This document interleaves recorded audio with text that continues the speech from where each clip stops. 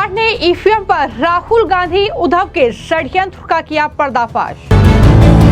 मेरे पास ईवीएम में गड़बड़ी का कोई सबूत नहीं, शरद पवार। शरद पवार के खुलासे से संजय राउत तिलमिलाया, विपक्ष में मचा हड़कंप। महाराष्ट्र विधानसभा चुनाव नतीजों के बाद से विपक्ष लगातार ईवीएम पर सवाल उठा रहा है। महाविकास अघाड़ी के नेता, फिर चाहे वो संजय राउत हो, फिर चाहे वो खड़गे हो, नाना पटोले हो, वो अपनी हार का ठीकरा लगातार ईवीएम पर फोड़ रहे हैं।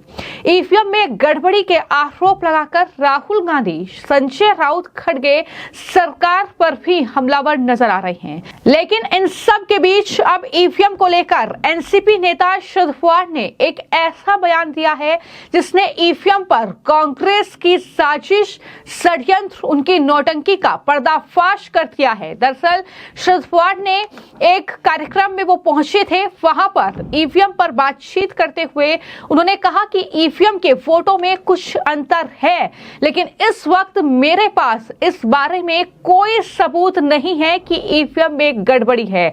तो ये चौंकाने वाला बयान शरद पवार ने दिया है। यानी एक तरफ पूरे जो महाविकास अघाड़ी के नेता हैं, फिर चाहे वो संजय राउत हो, फिर चाहे वो नाना पटोले हो, उद्धव ठाकरे हो, या फिर राहुल गांधी हो, वो लगातार ये आरोप लगा रहे हैं कि महाराष्ट्र में ईवीएम में गड़बड़ी हुई है, चुनाव नतीजों में गड़बड़ी की गई है। इसके लिए वो चुनाव आयोग को जिम्मेदार ठहरा रहे हैं, सरकार पर हमलावर नजर आ रहे हैं। लेकिन इन सब के बीच शरद पवार अगर ये कह रहे हैं कि मेरे पास कोई सबूत नहीं है कि ईवीएम में गड़बड़ी हुई है, तो जाहिर तौर पर इससे यह समझा जा सकता है कि सिर्फ और सिर्फ अपनी हार का ठीकरा ईवीएम पर फोड़ने के लिए ईवीएम को इस तरीके से बदनाम किया जा रहा है, इस तरीके से चुनाव आयोग को बदनाम कर रही है विपक्ष। ये कहीं ना कहीं उनके बयान से समझा जा रहा है। सबसे पहले सुनिए शरद पवार ने क्या कुछ कहा। एक अस्वस्थता सर्व देशाच्या सर्व भागात जी आहे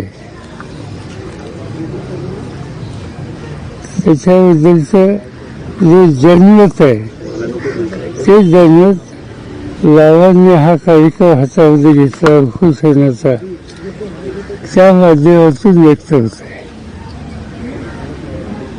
लोकांच्या चर्चा ही होते की कालच्या ज्या निवडणुका झाल्या त्या निवडणुकीवर सत्तेचा गैरवापर आणि पैशाचा महापूर या गोष्टी यापूर्वी कधी बघितल्या जात्या। स्थानिक पातळीवरच्या ज्या निवडणुका असतात त्याच्यामध्ये अशा तक्रारी कुठे ना कुठे ऐकायला मिळतात, नाही असं नाही, पण सर्व राज्याची देशाच्या निवडणुकीतच पैसा आणि सत्तेचा गैरवापर हा करून निवडणुकीची सर्व यंत्रणाच हातात घ्यायची हे चित्र यापूर्वी दिसलेलं होतं। ते यावेळी लहान असतात बघायला मिळाले आणि त्याचा परिणाम लोकांची अस्वस्थता वाढलेली आहे। लोकांच्यातली जी चर्चा मी 2 दिवस ऐकतोय की कालच आंदोलनमधनं येत असताना आंदोलनाच्या बाहेर जे काही लोक भेटले त्या सगळ्यांना जयप्रकाश नारायणांची आठवण आली। आज कुणीतरी या दृष्टीनं प्रभावी पाऊल टाकण्याची आवश्यकता आहे, हा लोकांच्या चर्चेचा सूर आहे। आणि त्याच्यात जी माहिती कळली तिथे दिल्लीला सुद्धा की बाबा आढावांनी यामध्ये पुढाकार घेतला आणि ते स्वतः महात्मा ज्योतिबा फुलेंशी संबंधित अशा वास्तूमध्ये ते वसलेले आहेत। एक प्रकारचा दिलासा लावांच्या या उपोषणाने सामान्य लोकांच्यात येतोय असं व्हायला स्वच्छ हालांकि मैं आपको ये जानकारी दे दूं कि शरद पवार ईवीएम के खिलाफ विरोध प्रदर्शन कर रहे बाबा अढ़ाव से मुलाकात करने के लिए पहुंचे थे। तस्वीरें आपके सामने हैं जब उन्होंने बाबा अढ़ाव से मुलाकात की है और वहीं पर शरद पवार से मीडिया ने कई सवाल किए, जिसका जवाब देते हुए उन्होंने कहा कि ये पहली बार हुआ है कि देश में हुए चुनावों ने लोगों को बहुत अशांत कर दिया है। लोगों में निराशा है। हर दिन सुबह 11 बजे विपक्ष के नेता संसद में सवाल उठाते हैं, वो अपने मुद्दे रखते हैं, लेकिन उनकी मांग संसद में स्वीकार नहीं की जा रही है और इससे ये साफ है कि संसदीय लोकतंत्र का पालन सही से नहीं किया जा रहा है। ये तमाम बातें शरद पवार ने कही। उन्होंने कहा कि हम लोगों को जागरूक करने का काम करेंगे। उन्होंने कहा कि अगर ऐसा होता रहा तो ये सही नहीं है और इसके लिए हम लोगों के बीच जाएंगे, उन्हें जागरूक करेंगे। ईवीएम के वोटों में कुछ अंतर है, लेकिन इस वक्त मेरे पास इस बारे में कोई सबूत नहीं है। ये बात उन्होंने कही और कहा कि कुछ लोगों ने दोबारा गिनती की मांग की है कि काउंटिंग दोबारा होनी चाहिए। इस बारे में जो भी संभव हो सकता है किया जाएगा। कुछ लोगों ने दोबारा गिनती का आवेदन दिया है, देखते हैं क्या होता है, लेकिन मुझे इससे ज्यादा उम्मीद है नहीं, ये शरद पवार की ओर से कहा गया है। अब जैसे ही एनसीपी नेता शरद पवार का ईवीएम पर यह बयान सामने आया, क्योंकि एक तरफ वो तस्वीर हम देख रहे हैं जब पूरे महाविकास आघाड़ी से लेकर तमाम जो विपक्षी दलों के नेता हैं वो ईवीएम को लेकर सरकार को घेर रहे हैं, वो चुनाव आयोग को घेर रहे हैं, लेकिन वहीं पर कई ऐसे बयान सामने आ रहे हैं। ना सिर्फ शरद पवार का ये बयान है, बल्कि इससे पहले मैंने आपको ये जानकारी दी थी कि पूर्व मंत्री रहे हैं यूपीए की सरकार में पी चिदम्बरम, उनके जरिए भी ये कहा गया कि मैंने कभी इस चीज का सामना नहीं किया, यानी ईवीएम में गड़बड़ी का सामना मैंने कभी नहीं किया। हाँ, बैलेट पेपर के वक्त जरूर गड़बड़ी होती थी। न सिर्फ पी चिदम्बरम बल्कि उनके बेटे कार्ति चिदम्बरम का बयान भी सामने आ चुका है। उन्होंने भी ये कहा है कि दरअसल ईवीएम में गड़बड़ी का कोई जो वाकया है वो मेरे साथ नहीं हुआ है।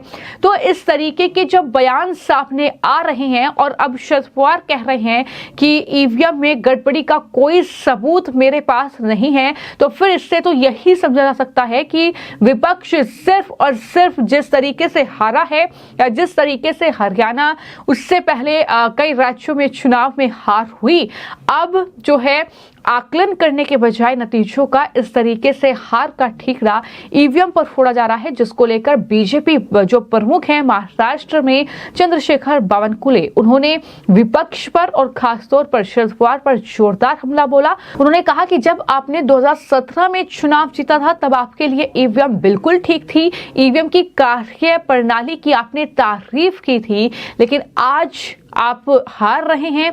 आज जो है विधानसभा में ये बुरी हार हो रही है, तो आप ईवीएम पर ठीकरा फोड़ रहे हैं। क्या कुछ उन्होंने कहा है, जरा सुनिए। 2017 में जब शरद पवार जी जीत गए थे, वो समय उन्होंने ईवीएम के बारे में कहा था कि ईवीएम अच्छा चुनाव का एक यंत्र है। ईवीएम के बारे में कुछ मत बोलिए, ईवीएम अच्छा तंत्रज्ञान है और यही सक्सेसफुल है। अब 2017 में शरद पवार जी का स्टेटमेंट निकाल कर देख लीजिए। 2024 में जब उनकी बेटी सुप्रिया सुळे जी और सारे सांसद 31 सांसद ये चुनाव जीत गए लोकसभा का, उस समय पवार साहब कुछ नहीं बोले, सारी जीत मान्य कर ली। अब वो समय उनको मालूम है कि मोदी जी के खिलाफ उन्होंने झूठ बोल के वोट लिया, तो वोट मिल गए। हमने हार में से कुछ सीखे और हम सामने गए। महाराष्ट्र विधानसभा चुनाव में हमने जिस प्रकार से हमारे तीनों पार्टियों ने, हमारे 11 पार्टियों ने, हमारे एनडीए ने, हमारे मोदी जी ने, अमित भाई ने, नड्डा जी ने, देवेंद्र जी, हमारे सारे नेताओं ने जिस प्रकार से अलायंस और जिस प्रकार से काम किया, हमारे डबल इंजन सरकार ने काम किया, एकनाथ जी, अजीत दादा, सबने, तो ये सरकार ने जो काम किया वो जनता को पटा और जनता ने हमें जीत के दिया। अब शरद पवार साहब दो बातें का जिक्र कर रहे हैं। वन, सत्ता से पैसा और पैसा से सत्ता, ये तो उनका ही जीवन है। पूरा देश जानता है और महाराष्ट्र जानता है कि शरद पवार साहब का जीवन और उनका जो पॉलिटिकल उनका प्रवास चला है, वो सत्ता से पैसा और पैसा से सत्ता, यही उनका धर्म था। अब वो जब हार गए तो हम ही शिकार है। अब दूसरी बात शरद पवार साहब की कि वो ईवीएम पे दोष देना चाहते हैं। अब वो कहते हैं 11 बजे तक वोटिंग कैसा चला? भाई लोकसभा में 11 बजे तक वोटिंग हुआ था। 6 बजे लोग जब अंदर चले जाते हैं तो 11 बजे तक वोट डले थे, तब क्यों नहीं बोला आपने? आप क्यों बोल रहे हैं? एक ही बात है। ये सबका क्या है, अगर आपने निचोड़ निकाला तो पवार साहब और उद्धव जी और कांग्रेस पार्टी, इनके पास जो नेता बचे हैं, इनके पास जो कार्यकर्ता बचे हैं, अब वो उनके साथ रहना चाहते नहीं है। अब वो बीजेपी के तरफ, शिवसेना के तरफ, अजीत दादा की तरफ जाना चाहते हैं, क्योंकि इन्होंने झूठ बोलकर उनके पास उनको रोक के रखा है। उनको लगता है आने वाले चुनाव जो है स्थानीय इकाइयों के, जिला पंचायत के, नगर पंचायत के, कारपोरेशन के, ये चुनाव में कार्यकर्ता में भगदड़ मचेगी, नेताओं में भगदड़ मचेगी। उनको संभालने के लिए ये स्टेटमेंट कर रहे, कोई उपोषण पे बैठ रहे, कोई आत्मक्लेश कर रहे, ये सब झूठा है। ये कुछ होने वाला नहीं है। उनको वो हार स्वीकार कर लेनी चाहिए। हार स्वीकार किए तो कम से कम आने वाले 2029 में जो विधानसभा आएगी, अपोजिशन लीडर तो बना पाएंगे। ऐसे से तो अपोजिशन लीडर भी नहीं बना पाएंगे आगे 2029 में।